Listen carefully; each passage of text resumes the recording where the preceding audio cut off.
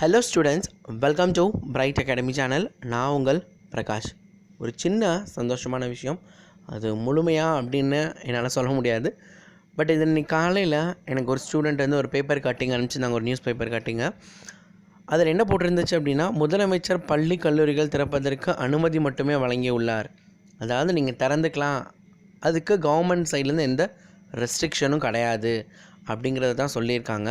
ஆனால் கண்டிப்பாக நவம்பர் 16 பள்ளிகள் திறக்க வேண்டும், கல்லூரிகளை கண்டிப்பாக நீங்கள் ஓப்பன் பண்ணியே ஆகணும் அப்படிங்கிறத ஒரு உத்தரவாக முதலமைச்சர் அறிவிக்கலை அப்படிங்கிற விஷயத்த அந்த பேப்பரில் போட்டிருந்தாங்க.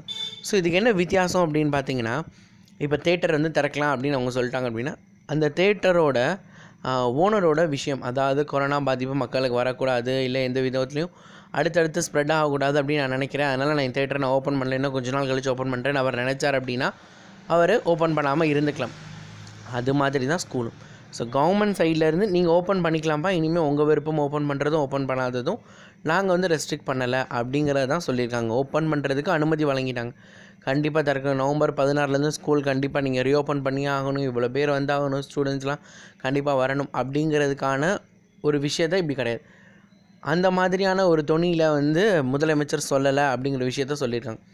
அப்போ திறப்பாங்களா திறக்க மாட்டாங்களா அப்படின்னு கேட்டிங்கன்னா, நம்மளோட ஸ்கூல்ஸ் அண்ட் காலேஜஸை பொறுத்த வரைக்கும் என்ன அப்படின்னா, ஆல்ரெடி ரொம்ப நாள் ஓப்பன் பண்ணாமல் இருக்காங்க. எஜுகேஷன் டிபார்ட்மெண்ட்டே ரொம்ப லேக் ஆகியிருக்கனால கண்டிப்பாக திறக்கிறதுக்கான வாய்ப்புகள்லாம் அதிகமாக இருக்குது அப்படின்னு சொல்கிறாங்க. பட் மேபி இது வந்து அனுமதி தான் வழங்கியிருக்காங்க. ஒரு சிலர் விருப்பப்பட்டால் அவங்க என்ன பண்ணலாம், லாஸ்ட் மினிட்ல ஸ்கூல்ஸ் காலேஜஸ் ஓப்பன் பண்ணலை அப்படின்னு அந்தந்த ஸ்கூலு காலேஜஸ்ஸு வந்து முடிவு பண்ணலாம். அதுக்கான வாய்ப்புகளும் இருக்குது அப்படிங்கிறது தான் இதில் சொல்ல வேண்டிய விஷயங்கள். ஸோ அடுத்த வழிகாட்டு நெறிமுறைகள் என்னென்ன அப்படிங்கிற விஷயங்களை நம்ம அரசாங்கம் அறிவித்தா தான் அதுக்கப்புறம் எப்படி நம்ம ஸ்கூல் அண்ட் காலேஜஸ் ஓப்பன் பண்ண போகிறாங்க அப்படிங்கிற விஷயங்கள் எல்லாமே நம்மளுக்கு தெரியும். Thank you students. மறக்காமல் இந்த வீடியோவை உங்கள் ஃப்ரெண்ட்ஸ் எல்லாருக்கும் ஷேர் பண்ணுங்கள்.